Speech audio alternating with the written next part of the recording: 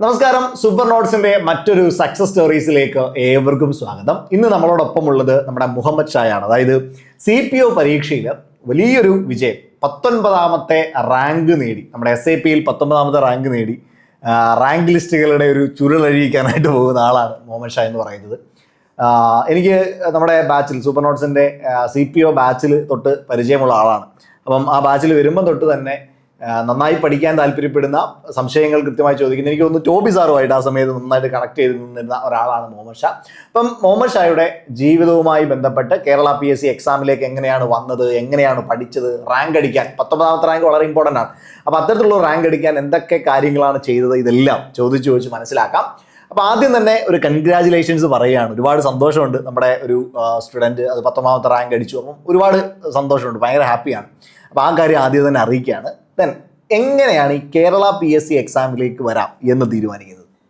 അത് കോളേജ് കഴിഞ്ഞിട്ട് വീട്ടിൽ നിന്ന് തന്നെയാണ് പറഞ്ഞത് PSC എക്സാംസ് നോക്ക്. ഫാമിലി നല്ല സപ്പോർട്ടായിരുന്നു? ഫാമിലി. ഞാൻ അങ്ങനെ PSC എക്സാംസിന് വേണ്ടി നോക്കിയ ഒരാളല്ല. ഞാൻ പുറത്തൊക്കെ പോകാന്ന് വിചാരിച്ചിരുന്നപ്പോൾ വീട്ടുകാരാണ് പറഞ്ഞത് PSC ശ്രമിച്ചു നോക്ക്, കിട്ടാൻ ചാൻസ് ഉണ്ട്.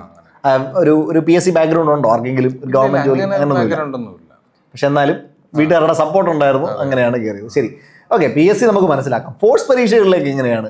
അത് എനിക്ക് ഇങ്ങനത്തെ ഫോഴ്സ് ടൈപ്പ് ജോബാണ് താല്പര്യം. ക്ലറിക്കൽ ജോബ് വെച്ച് നോക്കുമ്പോൾ എനിക്ക് ഇങ്ങനെ കുറച്ച് ഫിസിക്കലി ആക്റ്റീവ് ആയിട്ടുള്ള ആർക്കെങ്കിലും എന്തെങ്കിലുമൊക്കെ ചെയ്യാൻ പറ്റുന്ന, അല്ലേ, യൂണിഫോം ഒക്കെ ഉള്ള പോസ്റ്റുകളാണ് ഇഷ്ടം. അപ്പോൾ ആ ഒരു ആഗ്രഹത്തോടു കൂടി തന്നെയാണ് പഠിച്ചു തുടങ്ങിയത്. ശരി, ഓക്കെ.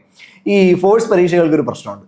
ഒരേ സമയത്ത് നോളജും ഉണ്ടാവണം, ഒരേ സമയത്ത് ഫിസിക്കലും ഉണ്ടാവണം, അല്ലേ, മെഡിക്കലി നമ്മൾ ഓക്കെ ആയിരിക്കണം. ഇങ്ങനെ പല കാര്യങ്ങൾ ചേർന്ന് വന്നാൽ മാത്രമേ പ്രോപ്പറായിട്ട് ഈ ഒരു എക്സാം ക്ലിയർ ചെയ്യാൻ പറ്റുള്ളൂ. അപ്പോൾ ആ ഒരു പ്രിപ്പറേഷൻ ടൈമിൽ അങ്ങനെ എന്തെങ്കിലും ചലഞ്ചുകൾ ഉണ്ടായിരുന്നു? ഇപ്പം ഫിസിക്കൽ സമയത്തോ മെഡിക്കൽ സമയത്തോ അല്ലെങ്കിൽ എക്സാം പ്രിപ്പറേഷൻ സമയത്തോ ഒക്കെ? ഞാൻ പണ്ട് വർക്കൗട്ട് ചെയ്യുന്ന ഒരാളായതുകൊണ്ട് ഫിസിക്കലി എനിക്ക് അങ്ങനെ ഫിറ്റ്നസ്സിന് പ്രശ്നമൊന്നും ഇല്ലായിരുന്നു. പക്ഷേ ഞാൻ ഈ ട്രെയിനിങ് ഉണ്ടല്ലോ, നമ്മൾ പ്രാക്ടീസ് ചെയ്യുന്നതിൻ്റെ ഇടയ്ക്ക് എനിക്ക് ഇഞ്ചുറി വന്ന് അങ്ങനെ എനിക്ക് ഫിസിക്കലി ഫെയിൽ ആയിട്ടുണ്ട്. അങ്ങനത്തെ പ്രശ്നം ഉണ്ടായിട്ടുണ്ട്. ഞാൻ വിചാരിക്കുന്നത് ഫിറ്റ്നസ് മെയിൻറ്റെയിൻ ചെയ്യണം, അതൊരു ഇമ്പോർട്ടൻ്റ് കാര്യമാണ്. വെയിറ്റ് അധികം കൂടാതെ നോക്കണം. ആ സമയത്ത് പോയിട്ട് ഓടാനും ചാടാനും നിന്നാൽ ചിലപ്പം പണി കിട്ടും. അതെ, അതുകൊണ്ട് പ്രിപ്പറേഷൻ കുറച്ച് നേരത്തെ തുടങ്ങണം. ഓക്കെ, അത് തന്നെയാണ് ഹെൽപ്ഫുൾ ആയിട്ടുള്ളത്, അല്ലേ? എഡ്യൂക്കേഷൻ ബാക്ക്ഗ്രൗണ്ട് എന്ന് പറയാം, അതായത് പഠിച്ച സ്കൂള് അങ്ങനെയൊക്കെയുള്ള കാര്യങ്ങൾ. ഞാൻ ആരിസൺ സ്കൂളിലാണ് പഠിച്ചത്. പിന്നെ ക്രൈസ്തവർ കോളേജിലാണ് BCom ചെയ്തത്. അത് കഴിഞ്ഞിട്ട് പിന്നെ നേരെ PSC പ്രിപ്പറേഷനിലോട്ട് ആ സമയം തൊട്ട് തന്നെ വന്നു. ഓക്കെ. ഇവിടെ ഏറ്റവും കൂടുതലും കുട്ടികൾ കേൾക്കാൻ ആഗ്രഹിക്കുന്ന ഒരു കാര്യം, ഈ 19ാമത്തെ റാങ്ക് നേടി, എന്താണ് സീക്രട്ട്? എന്ത് പ്രിപ്പറേഷൻ സ്ട്രാറ്റജിയാണ് ഫോളോ ചെയ്തത്? അങ്ങനെ സീക്രട്ട് എന്നൊന്നുമില്ല, പക്ഷെ ഫോഴ്സ് എക്സാമിനൊരു സ്ട്രാറ്റജി ഉണ്ട്. എന്ന് പറഞ്ഞാൽ നമ്മൾ സ്പെഷ്യൽ ടോപ്പിക്കിന്, പ്രത്യേകിച്ച് CPO എക്സാമിന് സ്പെഷ്യൽ ടോപ്പിക്കിന് അത്ര ഇമ്പോർട്ടൻസ് കൊടുക്കണം. ആ 20 മാർക്കും കിട്ടണം, ആ രീതിക്ക് കൊടുക്കണം. പിന്നെ MEM, മാത്സ്, ഇംഗ്ലീഷ്, മലയാളം, ഈ MEMൽ നമ്മൾ മാക്സിമം നമ്മൾ ഡെയിലി പ്രീവിയസ് ക്വസ്റ്റ്യൻസ് ചെയ്ത് പോകണം. എന്നാൽ മാത്രമേ നമുക്ക് അവിടെ കവർ ചെയ്യാൻ പറ്റുള്ളൂ. അല്ലാതെ ചിലപ്പോൾ ഡിഫിക്കൽട്ടി കൂട്ടിക്കഴിഞ്ഞാൽ പണി പാളും, നമ്മളല്ലാതെ വലിയ ഇമ്പോർട്ടൻസ് കൊടുത്തില്ലെങ്കിൽ. പിന്നെ GKക്ക് ഇമ്പോർട്ടൻസ് നമ്മൾ കൊടുക്കണം. പ്രീവിയസ് ക്വസ്റ്റ്യൻസ് മെയിനായിട്ട് ഫോക്കസ് ചെയ്യണം, ഹോട്ട് ടോപ്പിക്സ്. അല്ലാതെ GK നമ്മളിങ്ങനെ വിശാലമായിട്ട് പഠിച്ചുകൊണ്ടിരിക്കുന്നത് മണ്ടത്തരമാണ്. അതായത് ഒരു ഏരിയ ഫൈൻഡ് ചെയ്യാം, ആ ഏരിയക്ക് കൂടുതൽ കോൺസെൻട്രേറ്റ് ചെയ്യുക എന്നുള്ളതാണ് പ്രധാനപ്പെട്ട കാര്യം. ഈ ജോഗ്രഫിയും ഹിസ്റ്ററിയൊക്കെ നമ്മൾ ഒരു പരിധി വിട്ട് ഫോക്കസ് ചെയ്യാൻ പാടില്ല എന്നുള്ളതാണ്. അതിലെ ഏറ്റവും ഇമ്പോർട്ടൻറ്റ് റിപ്പീറ്റഡ് ഭാഗങ്ങൾക്ക് കോൺസെൻട്രേഷൻ കൊടുക്കുക. അല്ലാതെ ബാക്കി സമയം നമ്മൾ MEM, സ്പെഷ്യൽ ടോപ്പിക്ക്, പിന്നെ കോൺസ്റ്റിറ്റ്യൂഷൻ 8 മാർക്കൊക്കെ, എക്കണോമിക്സ് ഒക്കെ നമ്മൾ പഠിച്ചു കഴിഞ്ഞാൽ കിട്ടുന്നതാണ്. അതെ, ഈ പരീക്ഷകൾക്ക് കോമ്പറ്റേറ്റീവ് എക്സാമിന് ഏറ്റവും പ്രധാനപ്പെട്ട ഒരു ക്രാക്കിംഗ് മെത്തേഡെന്ന് എനിക്ക് തോന്നിയിട്ടുള്ള ഒരു സാധനം റിട്ടേൺ ഓഫ് റിവാർഡ് നോക്കി പഠിക്കുക എന്നുള്ളൊരു സംഭവമാണ്. നമ്മൾ ഒരു ടൈം ഇൻവെസ്റ്റ് ചെയ്ത് കഴിഞ്ഞാൽ ആ ഇൻവെസ്റ്റ് ചെയ്യുന്ന സമയത്ത് നമുക്ക് എന്തെങ്കിലും റിട്ടേൺ ഉണ്ടോ? അങ്ങനെ ഒരു സബ്ജക്റ്റാണ് എക്കണോമിക്സ്. CPOയുടെ കേസിൽ കോൺസ്റ്റിറ്റ്യൂഷൻ അത് തന്നെയാണ്. കാരണം 8 മാർക്കുണ്ട്. 8 മാർക്കിൽ നമുക്ക് പഠിക്കേണ്ട കോണ്ടന്റുകൾ. എക്കണോമിക്സ് ആണെങ്കിൽ എനിക്കൊന്ന് കുറച്ച് കാര്യങ്ങൾ പഠിച്ചാൽ 5 മാർക്ക് നമുക്ക് തൂക്കാവുന്ന ഒരു പരീക്ഷയായിട്ട് മാറും. അപ്പം ആ ഒരു കാര്യം നിങ്ങളും പഠിക്കുന്ന സമയത്ത് ഫോക്കസ് ചെയ്യാനായിട്ട് ശ്രമിക്കുക. ഇവിടുന്ന് കിട്ടിയ ഏറ്റവും പ്രധാനപ്പെട്ട ഒരു ഇൻടേക്ക് അതാണ്. ഹോട്ട് ടോപ്പിക്കുകൾ കൃത്യമായിട്ട് ഐഡൻറ്റിഫൈ ചെയ്യുക, അതിൽ കൂടുതൽ കോൺസെൻട്രേഷൻ കൊടുക്കുക. റിട്ടേൺ ഓഫ് റിവാർഡ്, അത് നമ്മൾ ഒരു ടൈം ഇൻവെസ്റ്റ് ചെയ്താൽ ആ ടൈമിനനുസരിച്ച് റിട്ടേൺ കിട്ടുന്ന ടോപ്പിക്കുകൾ കൂടുതൽ പ്രാധാന്യം കൊടുക്കുക. അത് തന്നെയാണ് ഏറ്റവും പ്രധാനപ്പെട്ട മെത്തേഡ് എന്ന് പറയുക. ശരി, പഠിക്കാനായിട്ടൊരു ദിവസം എത്ര മണിക്കൂർ? ഞാൻ കേട്ടിട്ടുള്ളത് ഈ കുട്ടികളൊക്കെ പറയുന്നത്, ഈ യൂട്യൂബിൽ വീഡിയോസൊക്കെ ചെയ്യുമ്പോൾ അതിന് താഴെ കമൻറ്റ് വരും, സാറേ 15 മണിക്കൂറൊക്കെ പഠിച്ചാലല്ലേ ഈ എക്സാം ക്ലിയർ ചെയ്യാൻ പറ്റുള്ളൂ. എന്താണ് അഭിപ്രായം? അങ്ങനെയൊന്നുമില്ല. പക്ഷെ നമ്മൾ പഠിക്കുന്ന സമയത്ത് നല്ലല്ലോ. ഇപ്പം നമുക്ക് ഓരോരുത്തരുടെ സിറ്റുവേഷൻ ഡിഫറെൻ്റ് ആയിരിക്കുമല്ലോ. അപ്പം നമുക്ക് ഫ്രീ ആയിട്ട് കിട്ടുന്ന സമയം മാക്സിമം നമ്മൾ യൂട്ടിലൈസ് ചെയ്യണം.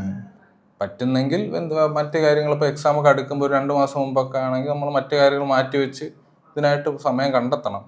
പക്ഷെ അല്ലാതെ നോക്കുമ്പോൾ നമ്മളൊരു കൺസിസ്റ്റൻസിയാണ് കുറച്ചുകൂടെ ഇമ്പോർട്ടൻ്റ് ആയിട്ടാണ് എനിക്ക് തോന്നിയിട്ടുള്ളത്. ഒരുപാട് സമയം പഠിക്കുന്നതിനേക്കാൾ ഡെയിലി കുറച്ച് നേരം ഇതിനു വേണ്ടി മാറ്റി വെക്കണം, എന്ത് വന്നാലും ആ ഒരു രീതിയിൽ.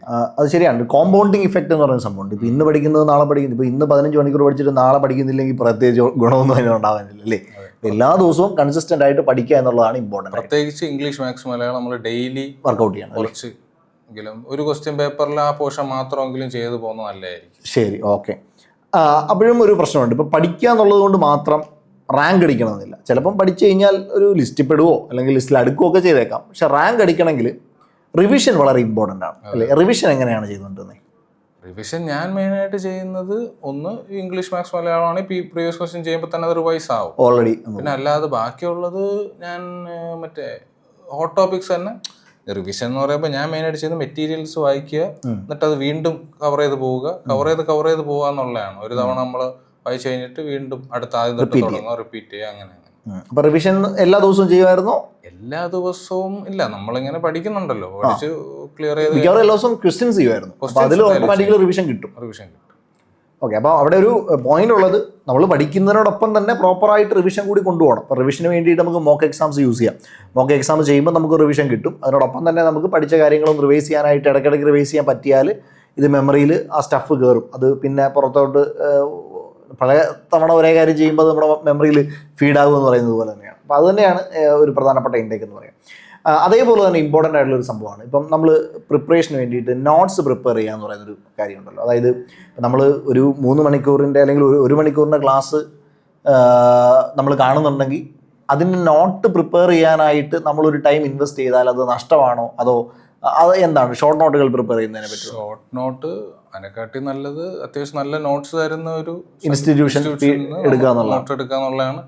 അല്ലെങ്കിൽ ടൈം കൺസ്യൂമിങ്, അല്ലെങ്കിൽ അത്രയ്ക്ക് സ്പെഷ്യലൈസ് ചെയ്ത് ഇപ്പോൾ ഒരു സ്പെഷ്യൽ ടോപ്പിക്കൊക്കെ ആണെങ്കിൽ നമുക്ക് എന്തെങ്കിലും ബെനിഫിറ്റ് കിട്ടുന്ന രീതിയിൽ ഇപ്പോൾ ഈ CPO സ്പെഷ്യൽ ടോപ്പിക് അത്യാവശ്യം വൈഡ് നല്ല മാർക്ക് ഡിസ്ട്രിബ്യൂഷൻ ഉണ്ട്.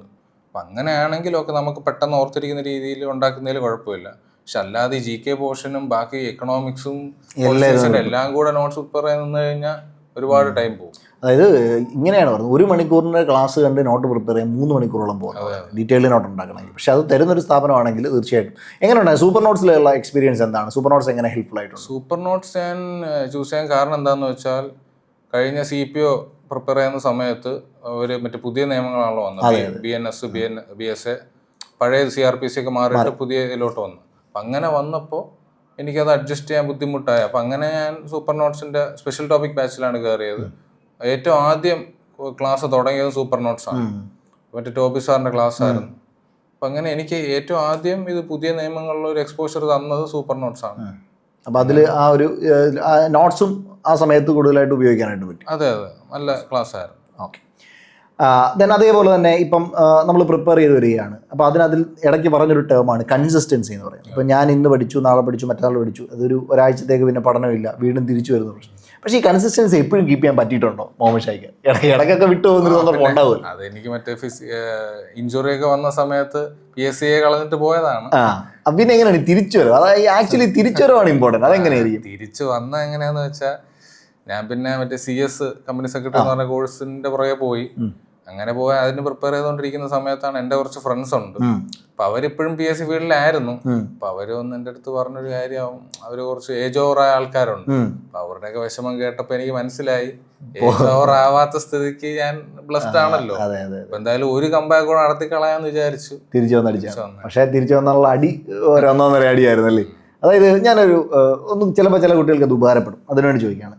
അതായത് ഈ PSC പ്രിപ്പറേഷനിൽ നിന്ന് മാറിപ്പോയതിന് മുമ്പും മാറി തിരിച്ചു വന്നതിന് ശേഷവും ഇതിനെ രണ്ടായിട്ട് തിരിക്കുകയാണെങ്കിൽ എന്തായിരുന്നു വ്യത്യാസം? നേരത്തെ എന്താണ് ചെയ്യാൻ പറ്റാതെ പോയത്? പിന്നെ വന്നപ്പോൾ എന്താണ് ചെയ്തത്? നേരത്തെ ഞാൻ ചെയ്തൊരു മണ്ടത്തരം എന്താന്ന് വെച്ചാൽ, ഈ നമ്മളൊരു എക്സാം എഴുതി കഴിയുമ്പോൾ പിന്നെ അത് കിട്ടുമെന്നുള്ളൊരു മൈൻഡ് സെറ്റിൽ ഇരുന്നിട്ട് പിന്നെ നമ്മൾ ചെറുതായിട്ടൊന്ന് ഉഴപ്പും, പഠിക്കുന്നില്ല. നമ്മൾ ചെയ്യേണ്ട കാര്യം എന്താന്ന് വെച്ചാൽ മാക്സിമം എല്ലാ റാങ്ക് ലിസ്റ്റിലും കയറാൻ വേണ്ടി അങ്ങ് പഠിക്കുക. ഒരിക്കലും നിർത്തരുത്. എക്സാം ഒരു പ്രാക്ടീസ് എക്സാം കാരണം ഞാൻ അന്ന് ചെയ്തൊരു മണ്ടത്തരം എന്ന് പറഞ്ഞാൽ ഇപ്പൊ CPOയുടെ എക്സാം എഴുതിയിട്ട് പിന്നെ വരുന്ന എക്സാം ഒന്നും പ്രിപ്പയർ ചെയ്യില്ല, പോയി എഴുതത്തോലും ഇല്ല, ഇതിന്റെ ഫിസിക്കലിന്റെ പുറകെ പോകും. പക്ഷെ നമ്മൾ ഒരിക്കലും അങ്ങനെ സ്റ്റഡീസിൽ അങ്ങനെ ഒരു ഗ്യാപ്പ് വരുത്താൻ പാടില്ല. നമ്മൾ കൺസിസ്റ്റന്റ് ആയിട്ട് ഫോക്കസ് ചെയ്യണമെന്നില്ല, എങ്കിലും പോയി എഴുതുക, പറ്റുന്ന രീതിയിൽ പ്രിപ്പയർ ചെയ്യുക, ഫിസിക്കലിന്റെ ഇടയിൽ തന്നെ പ്രിപ്പയർ ചെയ്യുക, അങ്ങനെ കൊണ്ടുപോകണം. അതാകുമ്പോൾ നമ്മളെ കൺസിസ്റ്റൻസി അവിടെ കീപ്പ് ചെയ്യാൻ പറ്റും. അതായത് എല്ലാ ദിവസവും പഠിക്കാനാണ് ട്രൈ ചെയ്യുക, ഇതിനിടയ്ക്ക് എന്തെങ്കിലുമൊക്കെ ഗ്യാപ്പുകൾ വന്നാലും തിരിച്ചതിനെ ആ ട്രാക്കിലേക്ക് വരിക, അല്ലെ ലക്ഷ്യത്തിലേക്ക് തിരിച്ചു വരിക. ട്രാക്ക് വിട്ടുപോകുക, ഒരു ഗ്യാപ്പ് എടുക്കാൻ പാടില്ല, അതാണ് ഏറ്റവും വലിയ മണ്ടത്തരം. ലക്ഷ്യത്തിലേക്ക് തിരിച്ചു വരിക, ഇത് തന്നെയാണ് നമ്മൾ ചെയ്യുന്നത്. നമ്മൾ ചിലരുടെ വിചാരം എന്ന് പറയുമ്പോൾ നമ്മളൊരു എക്സാമിന് ഫോക്കസ് ചെയ്തില്ല എന്ന് പറഞ്ഞ് പോയി എഴുതാതിരുന്ന മണ്ടത്തരം. കാരണം ഫോക്കസ് ചെയ്തില്ലെങ്കിലും നമുക്ക് നല്ല കോൺഫിഡൻസിൽ പോയി കുറെ അങ്ങ് എഴുതി കഴിഞ്ഞാൽ പറയാൻ പറ്റില്ല, ചിലപ്പോൾ കിട്ടിയാലോ. പക്ഷെ അങ്ങനെ ഒരു സംഭവം ഉണ്ട് കേട്ടോ. അതിന്റെ കാര്യം എന്ന് പറയും, ഞാനും ആദ്യം പ്രിപ്പയർ ചെയ്ത് തുടങ്ങുന്ന ഡിഗ്രി ലെവൽ എക്സാമാണ്. അപ്പൊ ഡിഗ്രി ലെവൽ എക്സാമിന് വേണ്ടി പ്രിപ്പയർ ചെയ്ത ഞാൻ വേറെ പരീക്ഷകളൊന്നും അത്ര എങ്ങോട്ട് കാര്യമായിട്ട് കോൺസെൻട്രേറ്റ് ചെയ്തില്ല. പക്ഷെ ഒരു എക്സ്പീരിയൻസ് വേണമെന്നുള്ളത് കൊണ്ട് ഞാൻ പോയി പരീക്ഷ എഴുതായിരുന്നു. അങ്ങനെ ഞാൻ ആദ്യം എഴുതിയ പരീക്ഷ IRB ആണ്. IRB ഫിസിക്കലിനൊന്നും പോയില്ല, പക്ഷെ IRBക്ക് നല്ല മാർക്ക് ഉണ്ടായിരുന്നു. കിട്ടാൻ റാങ്ക് അടിക്കാനുള്ള മാർക്ക് എനിക്ക് ഉണ്ടായിരുന്നു. ഞാൻ പരീക്ഷ ഫിസിക്കലില്ല. അത് കഴിഞ്ഞാണ് CPO ഞാൻ കോൺസെൻട്രേറ്റ് ചെയ്ത പരീക്ഷ അല്ല, പക്ഷെ CPO റാങ്ക് ലിസ്റ്റിൽ വന്നു. പിന്നെയാണ് SI പരീക്ഷ നടക്കുന്നത്, SIയിൽ റാങ്ക് ലിസ്റ്റിൽ വന്നു. പക്ഷെ കോൺസെൻട്രേറ്റ് ചെയ്യുന്ന ഒന്നാണെങ്കിലും ഇതിനിടയ്ക്കിടയ്ക്ക് വരുന്ന പരീക്ഷകൾ നമ്മൾ അറ്റൻഡ് ചെയ്യണം, എവിടെങ്കിലും നമ്മൾ വീഴുക എന്നുള്ളൊരു കാര്യം. നമ്മൾ കോൺസെൻട്രേറ്റ് ചെയ്ത് തന്നെ കിട്ടണമെന്നില്ല, കോൺസെൻട്രേറ്റ് ചെയ്യാത്തതായിരിക്കും കിട്ടുന്നത്. അങ്ങനെ ഒരു വാശി ആക്ച്വലി നല്ലതായിട്ട് തോന്നുന്നുണ്ട്. അതായത് ഇന്നൊരു പരീക്ഷയെ ഞാൻ അതിനു വേണ്ടിയേ പഠിക്കുള്ളൂ, അങ്ങനെ ഒരു PSCക്ക് അത് നല്ലതാണോ? അതത്ര നല്ലതല്ല. കാര്യം എന്താന്ന് വെച്ചാൽ ഈ ഇതിൽ നമുക്കൊരു ലക്ക് ഫാക്ടർ കിടക്കുന്ന എവിടെയാന്ന് വെച്ചാൽ ഇവർ ചിലപ്പോൾ ക്വസ്റ്റ്യൻസ് അങ്ങ് ഡിലീറ്റ് ചെയ്താണ്. അപ്പം നമുക്ക് ഇപ്പോൾ ഒരു 100 ക്വസ്റ്റ്യൻ ഉണ്ടെങ്കിൽ അതിൽ 5 എണ്ണമെങ്കിൽ എന്തായാലും ഡിലീറ്റ് ആവും. തീർച്ചയായിട്ടും. അപ്പോൾ ആ 5 എണ്ണം നമുക്ക് സ്കോർ ചെയ്ത് വെച്ചിട്ടുള്ളതാണെങ്കിൽ നമുക്ക് വലിയ അടിയാവും. അപ്പം അതുകൊണ്ട് നമ്മൾ ഒരിക്കലും ഈ പരീക്ഷയെ തന്നെ എനിക്ക് കയറണം അങ്ങനെയൊന്നും വിചാരിക്കരുത്. വരുന്ന പരീക്ഷയില്ല, ഇപ്പം നമുക്ക് എല്ലാം കൂടെ പ്രിപ്പയർ ചെയ്യാം, എല്ലാം കൂടെ ഫോക്കസ് ചെയ്യാൻ പറ്റൂല. ഇപ്പം ഏതെങ്കിലും 1-2 പരീക്ഷകൾ ഫോക്കസ് ചെയ്യുക, പക്ഷെ മറ്റ് പരീക്ഷകൾ വെറുതെ വിട്ട് കളയരുത്, പോയി അറ്റൻഡ് ചെയ്യുക എന്നുള്ളതാണ് എൻ്റെ അഭിപ്രായം. അത് ഏത് പരീക്ഷയാണെങ്കിലും അത് തന്നെയാണ് എല്ലാവരോടും പറയുന്നത്, നമ്മളെ മുന്നിൽ ഒരുപാട് അവസരങ്ങൾ വരും. അപ്പോൾ ആ അവസരങ്ങളിൽ നമ്മൾ ഒരു ലക്ഷ്യം മുന്നിൽ കാണും, ആ ലക്ഷ്യം ഫോളോ ചെയ്തോ. പക്ഷെ അതിനോടൊപ്പം തന്നെ ഇടയ്ക്ക് വരുന്ന കാര്യങ്ങൾ കൂടി, ഇടയ്ക്ക് വരുന്ന എക്സാമുകൾ കൂടി, എക്സാം എഴുതുക എന്ന് പറയുന്ന ആ ഒരു കാര്യം അതിപ്പോൾ കിട്ടിയില്ലെങ്കിലും ഒരു പ്രാക്ടീസാണ്, അല്ലേ? ഒരു എക്സാം അറ്റ്മോസ്ഫിയർ നമുക്ക് എടുക്കാൻ പറ്റുന്ന ഒരു കാര്യമാണ്. അപ്പോൾ അതുകൊണ്ട് ആ കാര്യം ചെയ്യാനായിട്ട് ശ്രമിക്കാം. ഇനിയും +2 ലെവലിലുള്ള ഒരു പരീക്ഷയാണ് CPO. അതിൽ അങ്ങ് നിർത്താമെന്നാണോ അതോ ഇനി എന്തെങ്കിലും ഒരു ലക്ഷ്യം മനസ്സിലുണ്ടോ? ഞാനിപ്പോൾ ഡിഗ്രി പ്രിലിംസ് എഴുതിയിട്ടുണ്ട്. ഡിഗ്രി ലെവൽ ഒരു ജോലിയിൽ കയറണമെന്ന്. അത് കോഴ്സ് തന്നെയാണോ അതോ കമ്പനി ബോർഡും ഫോഴ്സും എല്ലാം ശ്രമിക്കുന്നുണ്ട്, എല്ലാത്തിനും കൂടെ പ്രിപ്പയർ ചെയ്യുന്നുണ്ട്. ഏതായാലും കുഴപ്പമൊന്നുമില്ല. ഡിഗ്രി ലെവലിൽ ഒരു പരീക്ഷ ക്രാക്ക് ചെയ്യാന്നുള്ളതാണ് ലക്ഷ്യം. തീർച്ചയായിട്ടും അത് ഇമ്പോർട്ടൻ്റ് ആണ്. പലരെയും ഞാൻ കണ്ടിട്ടുണ്ട്, ഒരു എക്സാം ക്രാക്ക് ചെയ്ത് കഴിഞ്ഞ് കഴിഞ്ഞാൽ അവർ അതോടുകൂടി നിർത്തും, മതി ഇനിയിപ്പോൾ ഒരു ജോലിയൊക്കെ ആയല്ലോ എന്നൊക്കെ വിചാരിച്ചിരിക്കും. പക്ഷേ വീണ്ടും പുഷ് ചെയ്ത് നല്ലൊരു ബെറ്റർ ജോലി നമുക്ക് എത്താൻ പറ്റുന്ന ഹയസ്റ്റ് എത്തുക എന്ന് പറയുന്നത് തന്നെയാണ്. തീർച്ചയായിട്ടും ആ ഒരു കാര്യത്തിൽ അഭിനന്ദിക്കുകയാണ്. തുറന്നും ഒരു നല്ല ഡിഗ്രി ലെവൽ എക്സാമിലേക്ക് എത്താൻ പറ്റട്ടെ. ഇനിയും കുട്ടികൾക്ക് ഇനിയും കേൾക്കാൻ ഏറ്റവും കൂടുതൽ ഞാൻ ഈ കമൻറ്റുകൾ വായിക്കുമ്പോഴൊക്കെ ഒരുപാട് കേട്ടിട്ടുള്ള ഒരു പ്രശ്നമാണ്, ബോറായിട്ട് ചില സമയത്ത് ഈ പ്രിപ്പറേഷൻ സമയം മാറാറുണ്ട്. അതായത് ചിലപ്പോൾ ഒരു ദിവസം ഞാൻ ഇപ്പം വേറൊരു പണിക്കും പോകാതെ പഠിച്ചുകൊണ്ടിരിക്കുകയാണെങ്കിൽ ഒരു 5 മണിക്കൂർ പഠിക്കുമെന്ന് വിചാരിക്കുക. ഇതിങ്ങനെ 2, 3, 4 ദിവസമൊക്കെ ആകുമ്പോഴത്തേക്ക് ബോറാവും. പഠിച്ച കാര്യം തന്നെ വീണ്ടും വീണ്ടും വായിക്കാൻ ബോറാവും. അങ്ങനെ ഒരു സിറ്റുവേഷൻ ഉണ്ടായിട്ടുണ്ടോ? എങ്ങനെയാണ് എന്നെ ഓർക്കുന്നത്? എനിക്കത് സിറ്റുവേഷൻ ഉണ്ടായിട്ടില്ല. കാര്യം എന്താണെന്ന് വെച്ചാൽ ഞാൻ ഒരിക്കലും ഒരു സബ്ജക്റ്റ് 1 മണിക്കൂർ കൂടുതൽ പഠിക്കത്തില്ല. ഞാൻ നമ്മുടെ സിലബസ് നോക്കിയിട്ട് ഇപ്പോൾ ആദ്യം നമ്മൾ മാത്സ് ചെയ്യുകയാണെങ്കിൽ പിന്നെ മലയാളം, പിന്നെ ഇംഗ്ലീഷ്, പിന്നെ കോൺസ്റ്റിറ്റ്യൂഷൻ, അങ്ങനെ സ്പ്ലിറ്റ് ചെയ്ത് ചെയ്യുള്ളൂ. പിന്നെ ഒരു ടോപ്പിക്ക് ബോറാക്കി നമുക്ക് തീരെ പറ്റുന്നില്ലെങ്കിൽ നമ്മളത് വേറെ ഏതെങ്കിലും സോഴ്സ്, എന്തെങ്കിലും വീഡിയോ ക്ലാസ് കണ്ടോ അങ്ങനെ എന്തെങ്കിലും. ഇപ്പം സിലബസ് വാസ്റ്റായിട്ട് കിടക്കുകയാണല്ലോ, അപ്പൊ എല്ലാം നമുക്ക് അങ്ങ് ഒരേ രീതിയിൽ പഠിച്ചെടുക്കാനൊന്നും പറ്റൂല. സിലബസ് 100% കംപ്ലീറ്റ് ചെയ്തിട്ടുണ്ടോ? അതൊക്കെ എങ്ങനെ ആർക്കും പറ്റില്ല. നമ്മൾ ഒരു സൈഡിൽ നിന്ന് തുടങ്ങി കഴിഞ്ഞാൽ എന്ന് തീരാനാണ്. അല്ല, അങ്ങനെ പഠിച്ചിട്ട് പ്രത്യേകിച്ച് കാര്യമൊന്നുമില്ല. അതായത് 100% സിലബസും പഠിച്ച് ഒരു റാങ്ക് ലിസ്റ്റിൽ കയറുക എന്നുള്ളതിനെക്കാട്ടിലും അപ്പുറം അതിനകത്തിൽ ഏറ്റവും കൂടുതൽ റിപ്പീറ്റ് ചെയ്യുന്ന, ഏറ്റവും കൂടുതൽ തവണ വരുന്ന ഭാഗങ്ങൾ കണ്ടെത്തി അത് പഠിക്കുക എന്നുള്ളതാണ്. ഇപ്പോൾ ഞാനൊരു എക്സാമ്പിൾ പറയുകയാണെങ്കിൽ ജോഗ്രഫിയിൽ ഒരു ടോപ്പിക്കാണ് വേൾഡ് നേഷൻസ് എന്ന് പറഞ്ഞുകൊണ്ട് ഒരു ഭാഗമുണ്ട്. ഓഷ്യൻസ് ഒക്കെ കഴിഞ്ഞ് വേൾഡ് നേഷൻസ് എന്ന് പറഞ്ഞൊരു ഭാഗമുണ്ട്. ആക്ച്വലി ഇത് പഠിക്കാൻ തുടങ്ങിയാൽ ഒരുപാട് കാര്യങ്ങൾ അതിൽ പഠിക്കും, ഒരുപാട് സമയം ഇൻവെസ്റ്റ് ചെയ്ത് പഠിക്കാനുണ്ട്. പക്ഷെ അതിൽ നിന്ന് ഒരു 10-12 പരീക്ഷ വന്നാൽ അതിൽ ഒരു പരീക്ഷയ്ക്കായിരിക്കും ഒരു ചോദ്യം വരും. അപ്പോൾ അതിനുവേണ്ടി അത്രയും സമയം ഇട്ടിട്ട് അറ്റ്മോസ്ഫിയർ എന്ന് പറയുന്ന എല്ലാ പരീക്ഷയ്ക്കും വരുന്ന ടോപ്പിക്ക് നമ്മൾ സ്കിപ്പ് ചെയ്തിട്ട് കാര്യമില്ല, അല്ലേ? അപ്പം റിട്ടേൺ ഓഫ് ഇൻവെസ്റ്റ്മെന്റ് നന്നായിട്ട് നോക്കി തന്നെ ചെയ്യുക എന്നുള്ളൊരു കാര്യം തന്നെയാണ്. അപ്പോൾ ആ ഒരു കാര്യത്തിലും ആ ഒരു സമയം എടുക്കാം. ഇനിയും ഈ നമ്മൾ ഈ ഇപ്പോൾ ഏജ് മുന്നോട്ട് പോകുമല്ലോ, അപ്പം വീട്ടുകാരെ ഇപ്പം എത്ര സപ്പോർട്ടാണെന്ന് പറഞ്ഞാലും ഒരു വരുമാനം ഉണ്ടാക്കിക്കൊണ്ട് വരണം, അല്ലെങ്കിൽ അങ്ങനെ ഒരു ചിന്തയൊക്കെ നമുക്ക് തോന്നും. ചിലപ്പോൾ വീട്ടുകാർക്ക് അത് കാണത്തില്ലായിരിക്കും. ഈ ആൺകുട്ടികളെ സംബന്ധിച്ച് അങ്ങനെ ഒരു പ്രശ്നമുണ്ട്, വീട്ടിൽ നിന്ന് പൈസ എപ്പോഴും വാങ്ങുക എന്ന് പറയുന്നത് അങ്ങോട്ട് ദഹിക്കാത്ത കാര്യമാണ്. അപ്പോൾ അതെങ്ങനെയാണ് ഓവർകം ചെയ്തത്? അത് ഓവർകം ചെയ്തത് എന്താണെന്ന് വെച്ചാൽ ഞാൻ ആലോചിച്ച് ശരിയാണ്. ഞാൻ ആ ഇഞ്ചുറി വന്ന സമയത്ത് പ്രൈവറ്റായിട്ട് കയറാൻ വേണ്ടി ചിന്തിച്ചു. അപ്പോൾ എൻ്റെ വീട്ടിൽ നിന്ന് തന്നെയാണ് പറഞ്ഞത്, എന്തായാലും നീ ഇത്രയും കാലം ഇതിനു വേണ്ടി നടന്നില്ലേ, ഇനിയിപ്പം നഷ്ടമാവില്ല. നമ്മൾ ഇത്രയും സമയം വേസ്റ്റ് ആക്കിയത് കൊണ്ട് അത് ഇനി ഇത്രയും സമയം വേസ്റ്റ് ആക്കിയത് പോകില്ലേ, അതിനെക്കാട്ടി നീ ഒന്നുകൂടെ ശ്രമിക്ക്. ആ ഒരു ഇതാണ്. ബുദ്ധിമുട്ടാണ്, പേഴ്സണലി ബുദ്ധിമുട്ടാണ് നമ്മളൊരു ഇൻകം ഇല്ലാതെ നിൽക്കുക. പക്ഷേ വീട്ടുകാർ സപ്പോർട്ട് ഉള്ളതുകൊണ്ട് മാത്രമാണ് നിന്നത്. പിന്നെ വേറൊരു കാര്യം എന്താണെന്ന് വെച്ചാൽ, ഇപ്പം ഒരു ജോലിക്ക് പോയെന്നും പറഞ്ഞ് PSC പഠനത്തിന് അത് ബുദ്ധിമുട്ടിക്കേണ്ട കാര്യമൊന്നുമില്ല. നമ്മൾ ആ രീതിയിലുള്ള ജോലിക്ക് പോകണമെന്നേ ഉള്ളൂ. നമ്മൾ തൽക്കാലം ഒരു ചെറിയൊരു ഇൻകം ഉണ്ടാക്കുന്ന രീതിയിൽ കുറച്ച് ടൈം നമുക്ക് പ്രിപ്പയർ ചെയ്യാൻ കിട്ടുന്നുണ്ടെങ്കിൽ അത് വളരെ നല്ലതായിരിക്കും. അല്ലാതെ ഫുൾ ടൈം ആ ജോബിന് വേണ്ടി ഇൻവെസ്റ്റ് ചെയ്യുന്നുണ്ടെങ്കിൽ പിന്നെ പ്രിപ്പറേഷൻ ബുദ്ധിമുട്ടാണ്. തീർച്ചയായിട്ടും. ഇപ്പം എനിക്ക് തോന്നുന്നു ഇതിനകത്ത് നമ്മൾ പറഞ്ഞു വന്നതിനകത്തെല്ലാം ഇതിനകത്തൊരു മൈൻഡ് സെറ്റിൻ്റെ കളിയും കൂടി ഉണ്ടല്ലേ. ഈ പറഞ്ഞു വരുന്നതിനകത്തല്ല, ഇപ്പം മുഹമ്മദ് ഷായുടെ എക്സ്പീരിയൻസ് കേൾക്കുമ്പോഴും നമുക്ക് മനസ്സിലാക്കാൻ പറ്റുന്ന ഒരു മൈൻഡ് സെറ്റിൻ്റെ കളിയുണ്ട്. നമ്മൾ കൺസിസ്റ്റൻ്റ് ആയിരിക്കുന്നതിനൊരു മൈൻഡ് സെറ്റ് വേണം അല്ലേ, നമ്മൾ പഠിക്കുന്നതിനൊരു മൈൻഡ് സെറ്റ് വേണം. ലക്ഷ്യം എന്താണ്, ആ ലക്ഷ്യത്തെ ഫോക്കസ് ചെയ്യുക. അതിനുവേണ്ടി ഏറ്റവും സ്മാർട്ടായിട്ട് എങ്ങനെ വർക്ക് ചെയ്യാൻ പറ്റും, ഹോട്ട് ടോപ്പിക്സ് കണ്ടെത്താൻ പറ്റുമെങ്കിൽ അങ്ങനെ, സമയത്തെ റിവിഷൻ എങ്ങനെയാണെന്ന് വെച്ചാൽ അങ്ങനെ. അപ്പോൾ ആ ഒരു സ്ട്രാറ്റജി കറക്റ്റായിട്ട് ബിൽഡ് ചെയ്ത് പോവുക എന്നുള്ളത് തന്നെയാണ്. ഒരുപക്ഷെ എനിക്ക് തോന്നുന്നു രണ്ടാമത്തെ ഒരു കമ്പാക്റ്റിലാണ് അത് പ്രോപ്പറായിട്ട് മുഹമ്മദ് ഷായ്ക്ക് മനസ്സിലാക്കാനും പറ്റിയിട്ടുള്ളത്. അപ്പോൾ ഇത് പറഞ്ഞു തരുമ്പോൾ നിങ്ങൾ പഠിക്കുമ്പോൾ, നിങ്ങൾ പ്രിപ്പറേഷൻ സമയത്തും ഈ കാര്യങ്ങൾ ഉൾക്കൊണ്ടുകൊണ്ട് നിങ്ങളുടെ പ്രിപ്പറേഷനെ മാറ്റാനായിട്ട് ശ്രമിക്കാം. ഒരു കാര്യം കൂടെ ചോദിച്ചോട്ടെ, ഈ ഒരു ടു ഡു വേണം എന്ന് പലപ്പോഴും പറഞ്ഞു കേട്ടിട്ടുണ്ട്. അതായത് ഒരു പ്രിപ്പറേഷന് ഒരു ദിവസം ഇന്ന കാര്യങ്ങൾ ഇന്ന സമയത്താണ് ചെയ്യേണ്ടത്, അതിനൊരു ടൈം ടേബിൾ ആവശ്യമാണ്, ഒരു ടു ഡു ആവശ്യമാണെന്ന് പറഞ്ഞു കേൾക്കാറുണ്ട്. അങ്ങനെ എന്തെങ്കിലും പ്രിപ്പയർ ചെയ്തിട്ടുണ്ടോ? അങ്ങനെയൊന്നുമില്ല. കാരണം ഇപ്പം അങ്ങനെ നോക്കുകയാണെങ്കിൽ ഇപ്പം ചിലർക്ക് രാവിലെ ആയിരിക്കും പഠിക്കാൻ എളുപ്പം, ചിലർക്ക് രാത്രി ആയിരിക്കും. ഞാനൊക്കെ രാത്രി ഇരുന്ന് പഠിക്കുന്ന ആളാണ്. രാവിലെ ഒന്നും എനിക്കൊരു ഇത് കാണത്തില്ല. ഞാൻ രാവിലെ പഠിച്ചു തുടങ്ങുന്നത് തന്നെ ഒരു 10 മണിയൊക്കെ ആവും മാത്സും ഇംഗ്ലീഷൊക്കെ ചെയ്യുമ്പോൾ.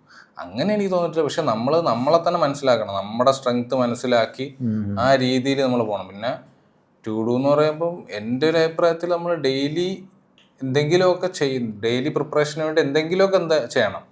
എത്ര ബിസിയാണെന്ന് പറഞ്ഞാൽ 1 മണിക്കൂറെങ്കിലും നമുക്ക് മാറ്റി വെക്കണം.